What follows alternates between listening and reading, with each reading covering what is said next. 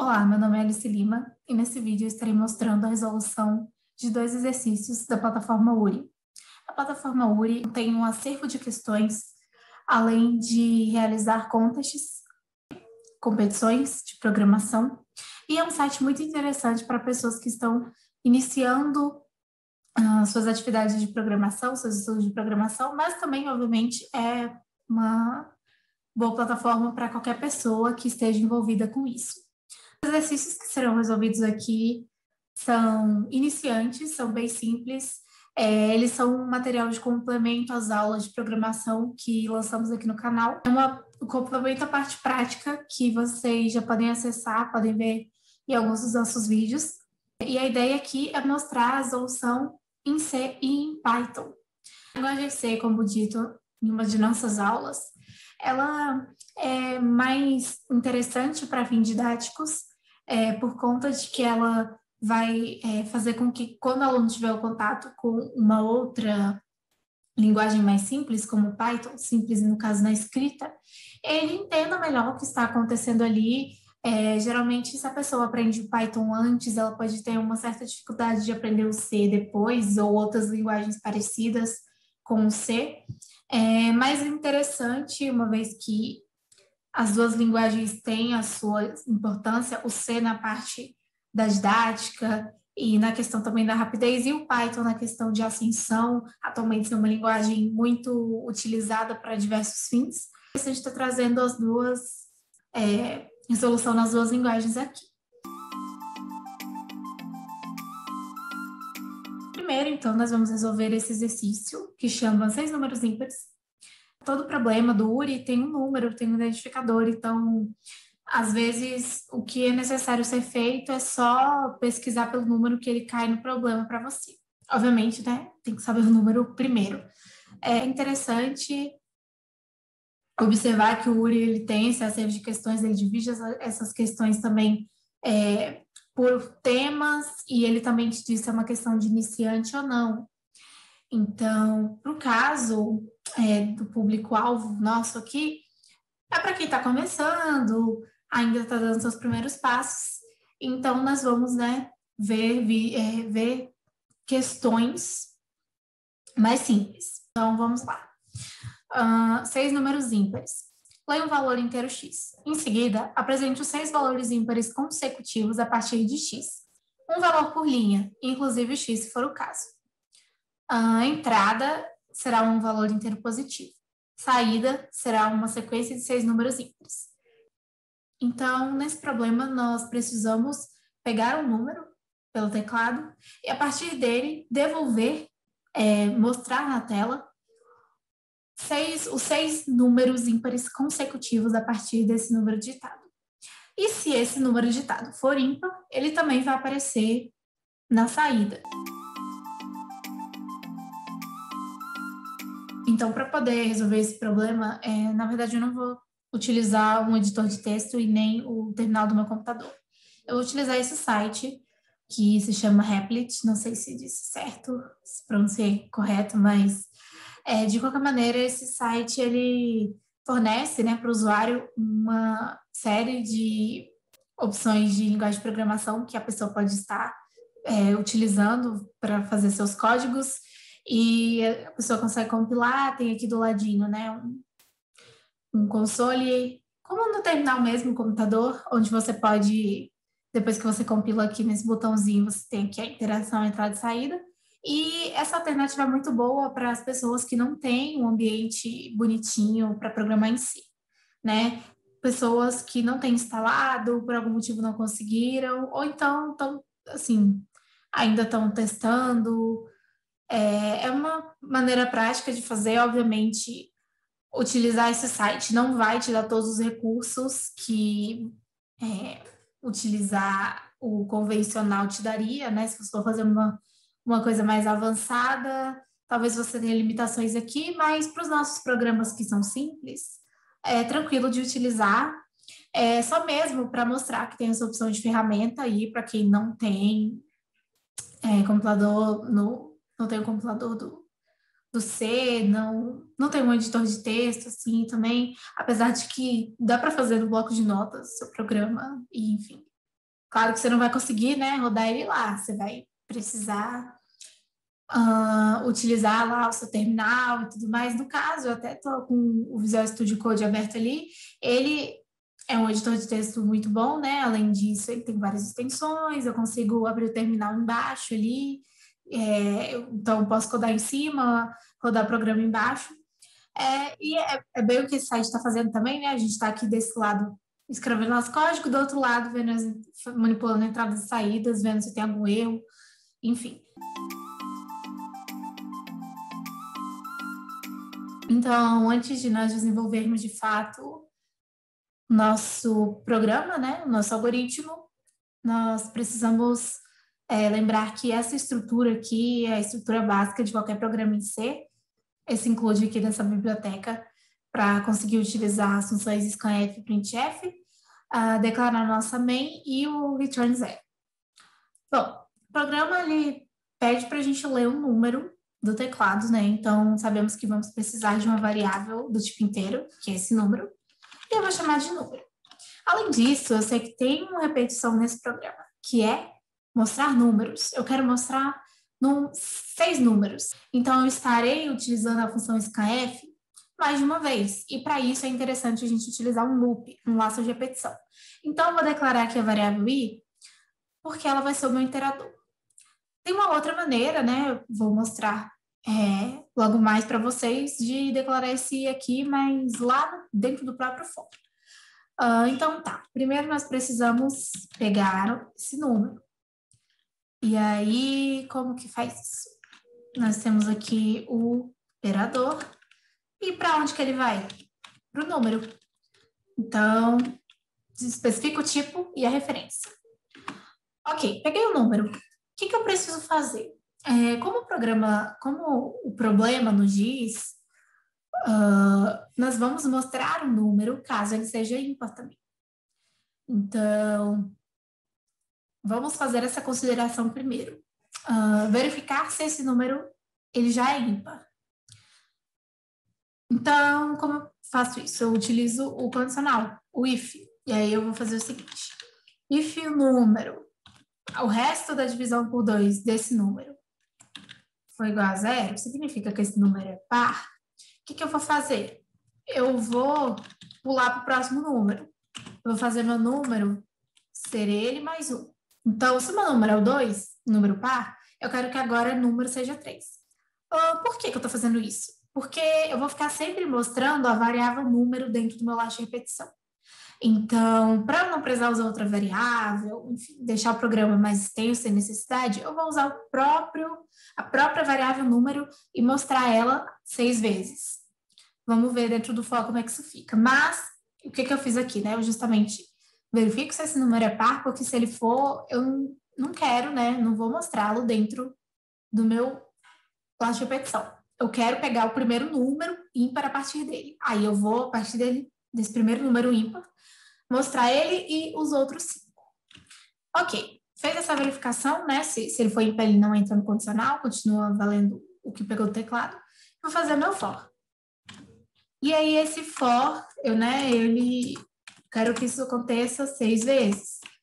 Então, eu declarei aqui, né? I igual a 0 e menor que 6, né? 0 a 5, nós já temos 6 repetições. E aí, eu vou incrementando I. Beleza, então, como eu mostro o número? Printf, né? Onde eu também especifico o que eu estou mostrando, se é um inteiro, se é um float, se é um string, um char. E agora eu referencio. O que eu quero mostrar? Número. Mas, Alice, fazendo só assim, eu vou mostrar sempre o mesmo número. Realmente. Como eu faço, então, para mudar esse número? Bom, se agora eu estou no número 3, né? Supondo que era o número 2, caiu no condicional, agora o número 2 não é mais, o número não vale mais 2, agora ele vale 3. Então, beleza, mostrei o 3, mas agora eu não quero mostrar o 3, eu quero mostrar o 5. Então, é só fazer o número mais 2. O número recebe ele mais 2. Isso aqui é a mesma coisa de eu estar fazendo número igual a número mais 2. Só de uma maneira mais rápida, mais curtinha de fazer. E aí, mesmo vai valer para o 5, né? Porque quando eu chegar no 5, Mostrei o 5. Agora, o 5, o número não é mais 5, ele é 5 mais 2, ele é 7. Então, esse salto, né, esse mais 2 que eu somo aqui toda vez, ele faz o salto para mim, e ele vai pegar só os ímpares. Porque o número, ele, na linha 10 ou na linha 7, né, não sei, depende. Se eu pegar um número ímpar, ele já vai ser ímpar. E se eu não peguei, ele vai se tornar ímpar na linha 10. A partir disso, a gente só precisa ficar incrementando 2 e a gente consegue o esperado. Bom, então, como eu disse antes, tinha uma outra maneira da gente declarar o iterador que vai estar ali no nosso for, né? Eu tinha declarado ele lá em cima, junto com o número, mas muitas vezes a gente está usando esse i, né? Só ali mesmo na hora do for, depois ele não é mais importante. Não estou dizendo que sempre vai ser assim, pode ter um problema específico em que você precise pegar a posição que você parou, né, o número de repetições que você realizou, mas aqui no caso do nosso programa, não é necessário, né? A gente não utiliza depois que acabou ali o loop. Então, eu posso estar declarando o i dentro do próprio for, como vocês estão vendo aqui destacado. Eu só preciso dizer o tipo, né, da variável, que é int. E o que acontece? O i só vai existir dentro desse bloco aqui. Só que, se eu tentar usar ele aqui antes do for, eu não vou conseguir. Se eu tentar utilizar ele depois, eu também não consigo, se eu declarar dessa maneira. Mas é uma maneira interessante de fazer.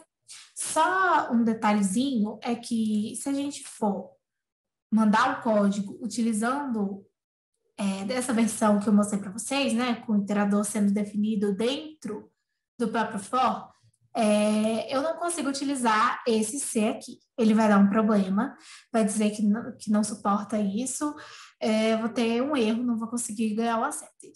Mas se eu mandar em C++, vai funcionar normalmente.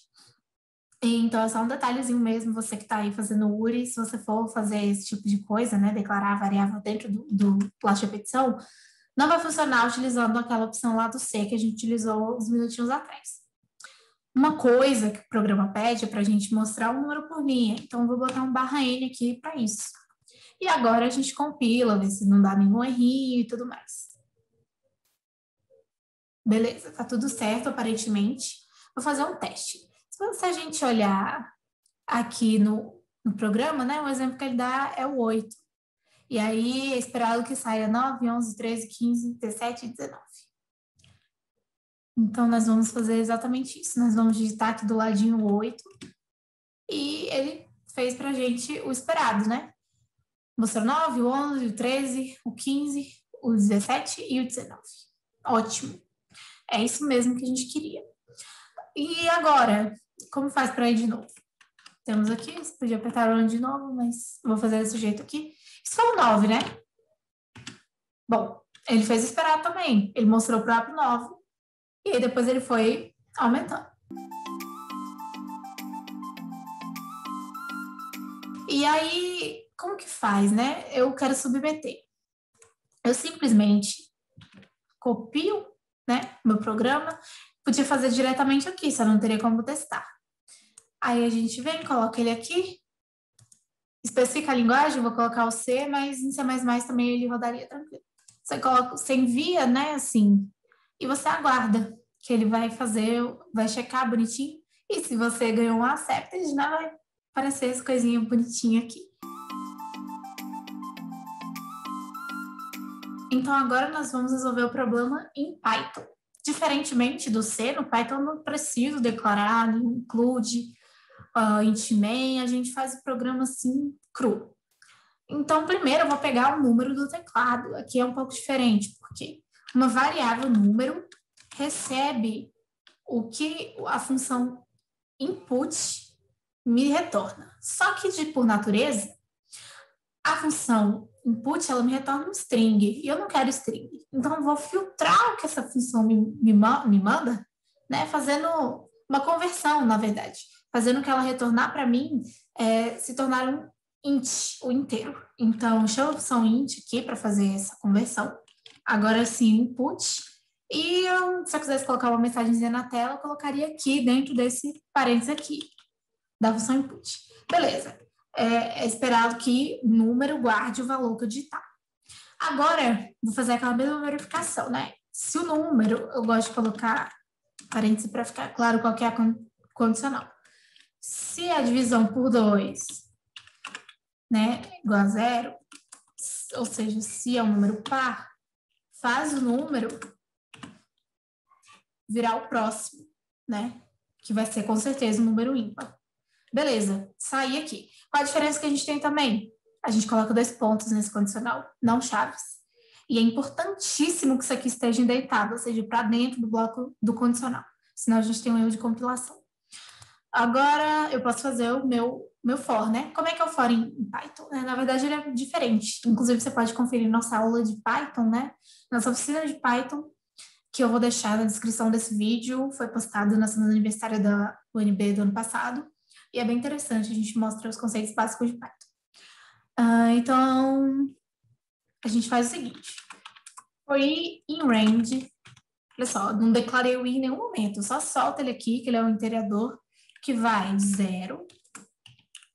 Vai fazer 6 vezes, né? 0,5, por assim dizer, mas o segundo argumento, né? Essa segunda coisa que eu estou passando ali dentro para a função. É a quantidade de vezes que vai rodar esse laço.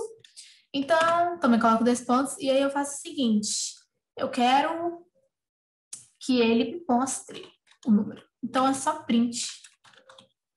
Mostra o número, e agora eu faço o número ser o número mais 2. Simples assim.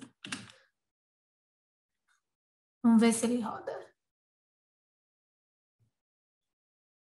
Foi. Vou dar 8. 9, 11, 13, 15, 17, 19. Tranquilo. Fazendo com 9, né?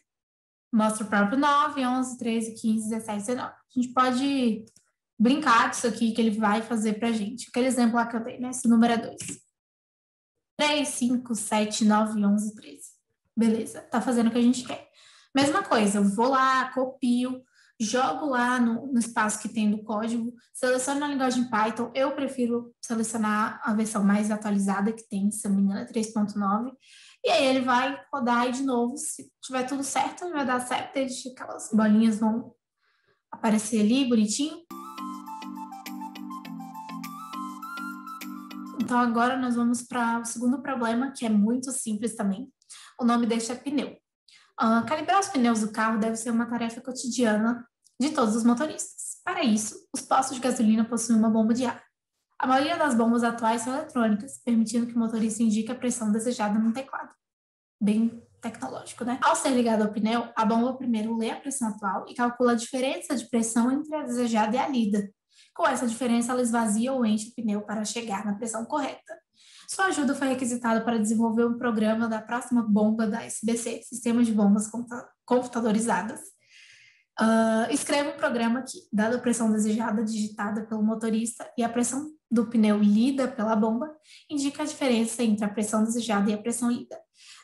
Então, é um problema assim, muito tranquilo, na verdade, né? E aqui temos de entrada. A primeira linha da entrada contém um inteiro N, que indica a pressão desejada. Então, vamos aqui, temos, então, a entrada. A primeira linha de entrada contém um inteiro N, que indica a pressão desejada pelo motorista. O N ele é maior ou igual a 1, menor ou igual a 40. A segunda linha contém o número N, número inteiro N, que indica a pressão lida pela bomba. Mesma coisa. O M vai ser maior ou igual a 1 e menor ou igual a 40. Saída. Seu programa deve imprimir uma única linha, contendo a diferença entre a pressão desejada e a pressão lida. Então, isso aqui trata-se de um simples problema de subtração. A gente vai pegar a pressão desejada e diminuir da pressão que foi lida. E aí, se esse número é positivo, ele, né, enche a diferença. Se é um número negativo, né, se a pessoa quer chegar numa pressão inferior à pressão atual, pressão que foi lida, ele vai esvaziar. Aqui temos os exemplos. 30 e 18, então a diferença é 12. 27 e 27, já tá ideal, né? Assim, não precisa fazer nada. Resultado zero. 27 e 30, nesse caso ele quer, né, uma pressão, ele quer abaixar ali.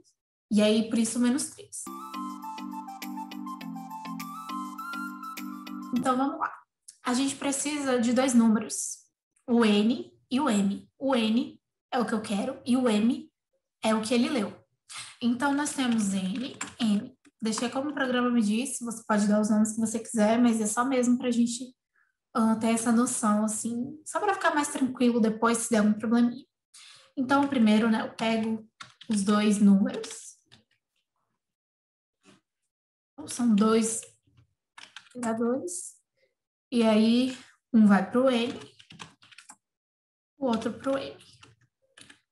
Dado isso, eu quero o quê? Que o meu programa retorne a diferença de N por M.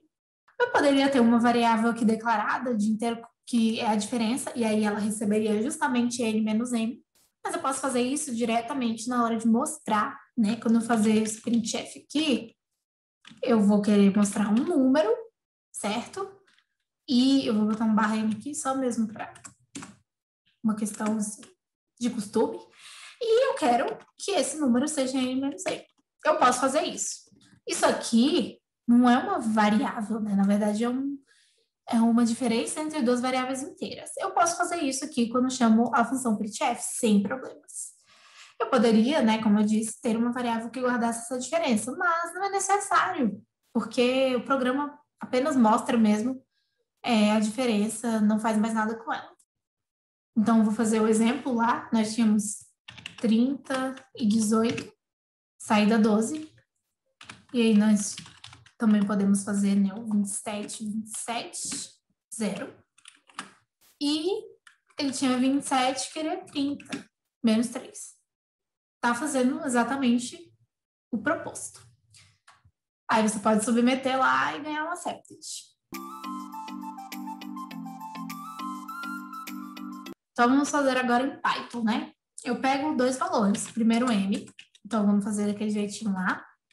Converto sempre o input, né, para um inteiro. E eu faço a mesma coisa para o meu M.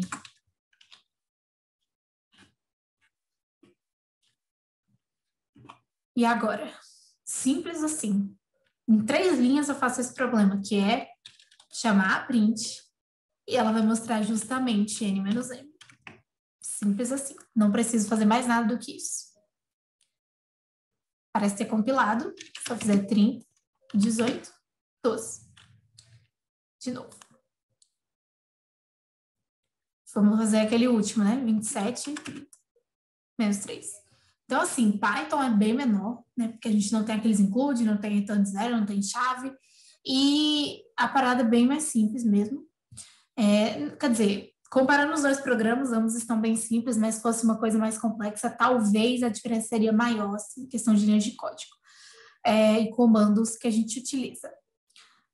Então, este foi o vídeo de hoje, espero que tenham gostado. Se esse tipo de conteúdo é interessante, se vocês acham legal, por favor, se manifestem aqui nos comentários, que nós vamos futuramente postar outros vídeos parecidos com esse, de resolução de exercícios. E qualquer dúvida, pode entrar em contato com a gente nos meios de comunicação que estão aqui na tela. E, no mais, é isso. Até a próxima aula.